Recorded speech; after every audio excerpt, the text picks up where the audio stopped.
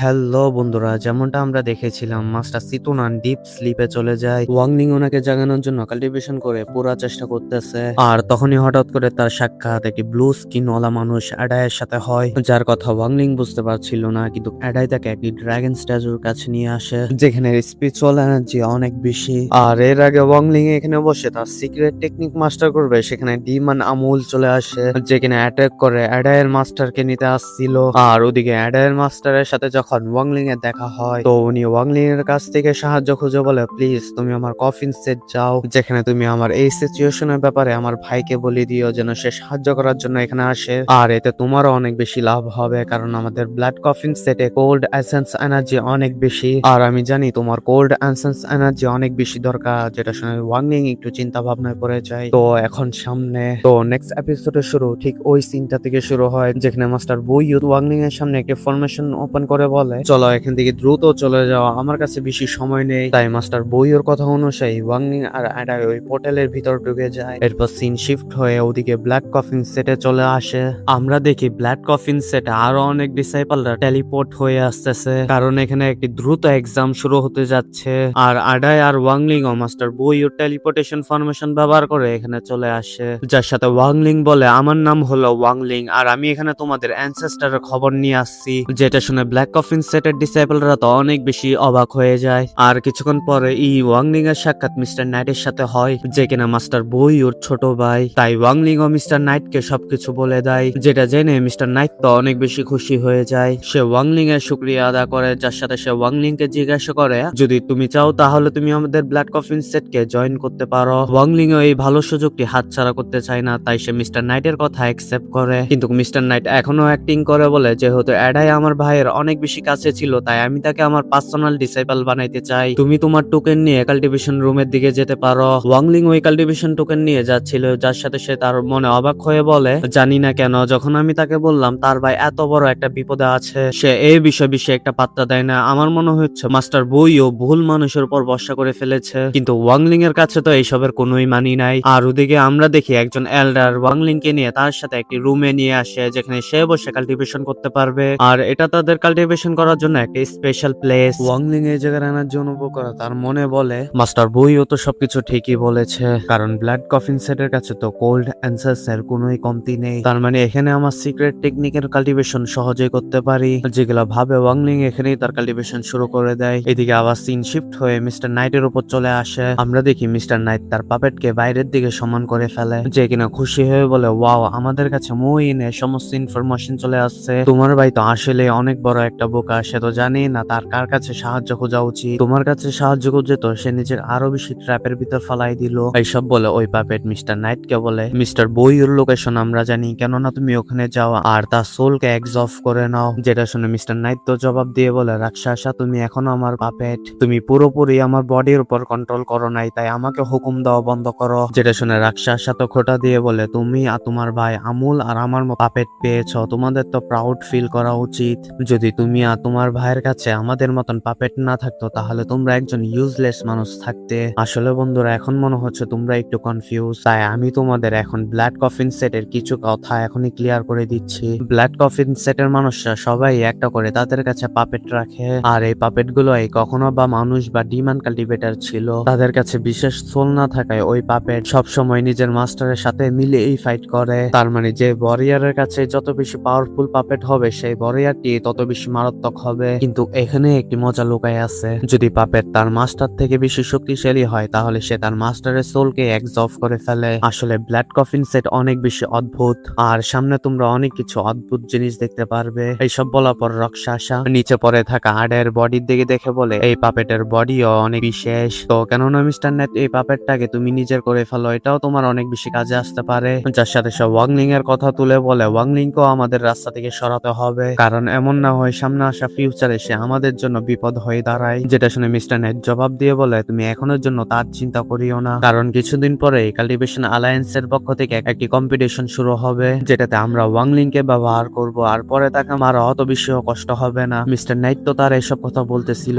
আর তখনই আমরা হঠাৎ করে দেখি কাল্টিভেশন অ্যালায়েন্স অ্যাক্টিভেট হয়ে যায়। টাওয়ার অফ হেভেন থেকে অনেক বেশি এনার্জি আসমানের দিকে যেতে থাকে, যেটা দূর থেকে প্রত্যেকটা সেট মাস্টারই দেখতেছে। তার মানে এটাই প্রত্যেকটা সেট মাস্টারকে একই জায়গায় দলা হতে হবে যেন তারা সামনে আসা কম্পিটিশনটাকে নিয়ে ডিসকাস করতে পারে। এরপর সিন শিফট হয়ে ওয়াংলিং এর উপর চলে আসে, যে কিনা রুমে বসে কাল্টিভেশন প্র্যাকটিস করতেছে। আর তখনই সে অনুভব করে এখানে ইং এনার্জির অনেক বেশি লেয়ার আছে, যেটার কারণ ওয়াংলিং তো বুঝতে পারতেছিল না। তাই সে নিজের এনার্জি ব্যবহার করে আশেপাশের জায়গাকে স্ক্যান করার চেষ্টা করে। আর তখনই সে জানতে পারে মাটির নিচে তো অনেক বড় একটি ইউয়ান ইন মাস্টার বন্দি, যার বডির জন্য এই পুরো ব্ল্যাক কফিন সেটের মানুষরাই এনার্জি পাচ্ছিল। ওয়াংলিং এর কাছে তো এসব অনেক বেশি অদ্ভুত লাগতেছিল, কারণ ব্ল্যাক কফিন সেটের মানুষরা অনেক বেশি অদ্ভুত। কিন্তু ওদিকে ওই ওয়ারিয়া তো ওয়াংলিং এর কাছে সাহায্য খুঁজতেছিল, তাই ওয়াংলিং ও তার সাহায্য করার চেষ্টা করে। কিন্তু ওয়াংলিং এত বেশি পাওয়ারফুল নয়, তাই সে ওই মানুষটাকে মুক্তি করতে চাইলেও সে এটা করতে পারবে না, উল্টা সে আরো গুরুতর ভাবে আহত হয়ে যায়। তো এরপর আবার সিন শিফট হয়ে টাওয়ার অফ হেভেনে চলে আসে। ওখানে সবার আগে ব্ল্যাক কফিন সেটের মাস্টার, তার মানে মিস্টার নাইট চলে আসে। সে নিজের সেটের পক্ষ থেকে কাল্টিভেশন অ্যালায়েন্স এর প্রেসিডেন্ট কে গ্রিট করে। তাই প্রেসিডেন্টও তার সাথে অনেক সম্মানের সহিত কথা বলতেছিল। সে মিস্টার নাইটকে বলে, তোমাকে এত বেশি ফর্মাল হতে হবে না, অনেক বছর হয়ে গেছে আমাদের দেখা সাক্ষাৎ হয় না, তুমি তো আগের থেকে অনেক বেশি পাওয়ারফুল হয়ে গেছো। যেখানে তাদের ভিতর তো এইসব ধরনের কথা হইতেছিল। আর তখনই দেখতে দেখতে বাকি সেট মাস্টাররাও চলে আসে, যেখানে আমাদের দাও সেটের মাস্টারকেও দেখায়, যাকে বাকি সেট মাস্টাররা খোটা দিয়ে বলে, তুমি তো হ্যাং ইউ সেটকে পুরোপুরি ধ্বংস করে ফেলেছ শুধু তাদের ট্রেজার হাতানোর জন্য। যেটা শুনে মাস্টার দাও বলে, হ্যাঁ, যদি আমি এটা না করতাম তাহলে তোমাদের মাঝে কেউ না কেউ এটা করেই ফেলতো। আর এমনি তো হ্যাং ইউ সেট অনেক বেশি দুর্বল ছিল, দুর্বলদের বাঁচার কোনো এই অধিকার নাই। এখানে এরা এভাবেই কথা বলতে থাকে, যার সাথে এখানে কিছু বাকি সেট মাস্টাররাও চলে আসে, যেখানে আমরা ট্যাং ফ্যামিলি ট্যাংলির গ্র্যান্ডফাদার কেও দেখি। তো যেহেতু এখানে সকল সেট মাস্টাররা চলে আসছে, তো প্রেসিডেন্ট তাদের ওয়েলকাম করে বলে, 500 বছর পর আমরা আবার উইল ভ্যালিকে ওপেন করতে যাচ্ছি। আপনারা তো জানেনই উইন ভ্যালি হলো আমাদের অ্যানসেস্টার প্লেস, যেটাকে 500 বছর পর একবারই খোলা হয়। আর ওখানে থাকা ট্রেজার যদি তোমরা পেয়ে যাও তাহলে তোমরা তোমাদের সেটে নিয়ে যেতে পারো। যেটা শুনে সকল সেট মাস্টাররাই তো খুশি হয়ে যায়। যার সাথে প্রেসিডেন্ট বলে, যেহেতু কাল্টিভেশন অ্যালায়েন্স সমস্ত রুল ডিসাইড করবে, তাই আমি তোমাদের আগে বলে দিতে চাই, তোমাদের শুধু 3টি টোকেন্সই দেওয়া হবে। তার মানে ওখানে 3টি সেট ইন্টার করতে পারবে, যেন ওখানে কম যুদ্ধ হয়। এখন শুধু এটাই জানা বাকি যে ওই 3টি সেট কারা, যারা উইন ভ্যালিতে ইন্টার করবে। এটার জন্য আমরা একটা কম্পিটিশন রাখবো। এখানে উনি এসব বলতেছিল, তখনই হঠাৎ করে এখানে থাকা সমস্ত মাস্টারদের উপরই প্রেসার পড়া শুরু হয়ে যায়। এখানে রাশমান অপরিবর্তন হতে থাকে, যেটা দেখে প্রেসিডেন্ট তো বুঝে যায় এখানে কাল্টিভেশন অ্যালায়েন্স থেকে কোনো মেসেঞ্জার পাঠানো হয়েছে। তাই সে নিজে এই সামনে যায় ওই মেসেঞ্জারকে ওয়েলকাম করে, যেখানে আমরা দেখতে পারি অনেক বড় একটা ট্রোল মাস্টার তাদেরকে একটি মেসেজ দিতে আসছে। সে বলে, আমাকে কাল্টিভেশন অ্যালায়েন্স এর পক্ষ থেকে পাঠানো হয়েছে, এটা তোমাদের জন্য একটি স্পেশাল মেসেজ। যেমনটা তোমরা জানো 3 মাস পর উইন ভ্যালি ওপেন হয়ে যাবে, আর ওখানে ব্যাটল গ্রাউন্ডের সময় তোমাদের মধ্যে কেউ যদি এরকম একটা বিট পাও, তো মনে রাখিও এই হ্যাভেনলি বিটটাকে নিয়ে আমাকে দিতে হবে। যদি তোমরা এটা করো তাহলে তোমাদের অনেক বড় একটা উপহার দেওয়া হবে। যদি তোমাদের মধ্যে এটা কেউ পেয়েও গাদ্দারি করার চেষ্টা করো তাহলে মনে রাখিও আমি তোমাদের সবাইকে জানে মেরে ফেলবো। আসলে এই ট্রোল মাস্টার অনেক বেশি পাওয়ারফুল, যে কথাটি প্রত্যেকটা সেট মাস্টারই অনেক ভালো করে জানতো। যেখানে মেসেজ শোনানোর পর ওই ট্রোল মাস্টার বলে, আমি সুখবরের অপেক্ষা রইলাম, যেটা বলার পর সে চলে যায়। আর ট্রোল মাস্টার যাওয়ার পর প্রেসিডেন্ট নিজের কাছ থেকে 7টি টোকেন বের করে এক একটি সেট মাস্টারকে ধরাই দেয়। সে তাদের বলে, তোমাদের সেটের সমস্ত ডিসেবলদের মধ্যে একটি কম্পিটিশন শুরু হবে, যে কম্পিটিশনের সময় তোমরা একে অপরের কাছ থেকে টোকেনটি নিয়ে ডিস্ট্রয় করবে। যখনই 7টি থেকে 4টি টোকেন ডিস্ট্রয় হয়ে যায়, তার মানে পিছনে 3টি সেট বেঁচে যাবে, তারাই উইন বিলেতে যাওয়ার অনুমতি পাবে। যার সাথে প্রেসিডেন্ট তাদের সবাইকে আরো একটি রুলের ব্যাপারে বলে। সে তাদের বলে, তোমরা তোমাদের ন্যানসেন সোল ওয়ারিয়ারদের এই কম্পিটিশনে নিয়ে আসতে পারবা না, শুধু ওই ওয়ারিয়ার যে কিনা ফাউন্ডেশন লেভেল বা ফাউন্ডেশন লেভেলের থেকে উপরে আছে সেই এই কম্পিটিশনে যোগ দিতে পারে। আর সমস্ত রুল বলার পর মিস্টার প্রেসিডেন্ট এখান থেকে চলে যায়। তাই বাকি সেট মাস্টাররাও তো এক এক করে চলে যাচ্ছে, কিন্তু ট্যাংলির গ্র্যান্ডফাদার, তার মানে মাস্টার ট্যাং, ওখানে থাকা একজন মাস্টারকে থামায় বলে, তোমার সাথে আমার কিছু জরুরি কথা বলার আছে। যার কারণে তারা দুজন এখানেই থামে যায়। এরপর সিন শিফট হয়ে ওয়াংলিং এর রুমের দিকে আসে, যেখানে একজন এল্ডার ওয়াংলিং কে কম্পিটিশনে নিয়ে যেতে আসছিল।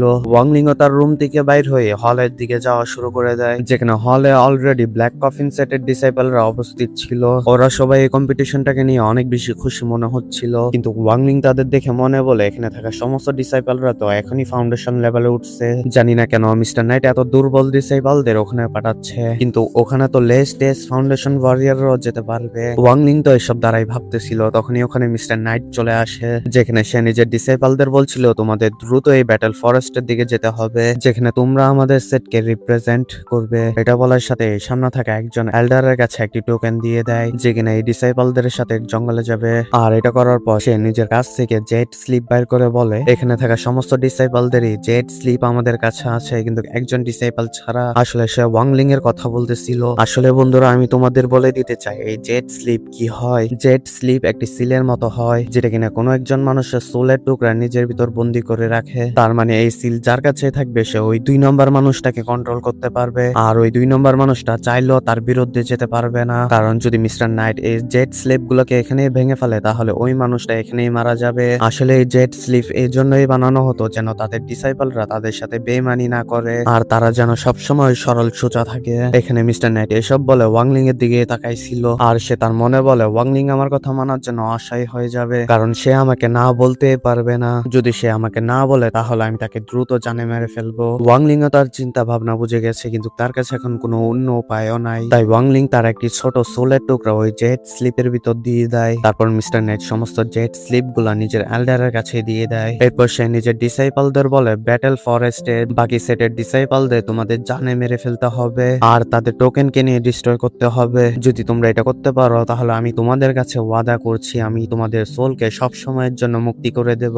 আর মনে রাখিও যদি তোমরা আমার কথা না মেনে পিছনে সরার চিন্তা ভাবনা করো তাহলে আমি তোমাদের জেড স্লিপকে ডিস্ট্রয় করতে পারি। আর এটা বলার পর মিস্টার নাইট একটি পোর্টাল ওপেন করে ফেলে যেন ওনার ডিসাইপলরা ব্যাটেল ফরেস্টের জন্য রওনা হতে পারে। এরপর আবার সিন শিফট হয়ে টাওয়ার অফ হেভেন মাস্টার ট্যাং এর উপর চলে আসে, যে কিনা মাস্টার কিমিকে সমস্ত কথা বলে দেয়। আর সে তাকে বলে আমি ওই ছেলের ওয়াংলির ফ্যামিলিকে খুঁজতে চাই, যদি তুমি তার ফ্যামিলিকে আমায় খুঁজে দাও তাহলে তার বদলে আমি তোমাকে অনেক বড় একটি উপহার দিব। যেটা শুনে মাস্টার কিমি তো বলে আমাকে মাফ করে দিও, কারণ এটা একদমই ঠিক কথা না। আমি মানতেছি একজন কাল্টিভেটরের সাথে তোমার শত্রুতা আছে আর সে তোমার অনেক বড় ক্ষতিও করেছে, কিন্তু তুমি তার রাগ নিষ্পাপ মানুষদের উপর ঝাড়ো এটা একদমই ঠিক হবে না। যেটা শুনে মাস্টার ট্যাং বলে আমি ওয়াংলিং কে কাজ দিয়েছি, ইভেনকে আমি তাকে সব জায়গায় খুঁজেছি কিন্তু আমি তাকে কোথাওই পাচ্ছি না। আর ওই ছেলেটি একদমই নিষ্পাপ নয়, সে আমার নাতিকে আমার কাছ থেকে কেড়ে নিয়েছে, যে কিনা আমার ফ্যামিলি শেষ উত্তরাধিকারী ছিল। সে যেহেতু আমার ফ্যামিলির সাথে ঠিক কাজ করে নাই তো আমিও তার ফ্যামিলিকে ছেড়ে দেব না। মাস্টার কিমিং আমি জানি তুমি যে কেউ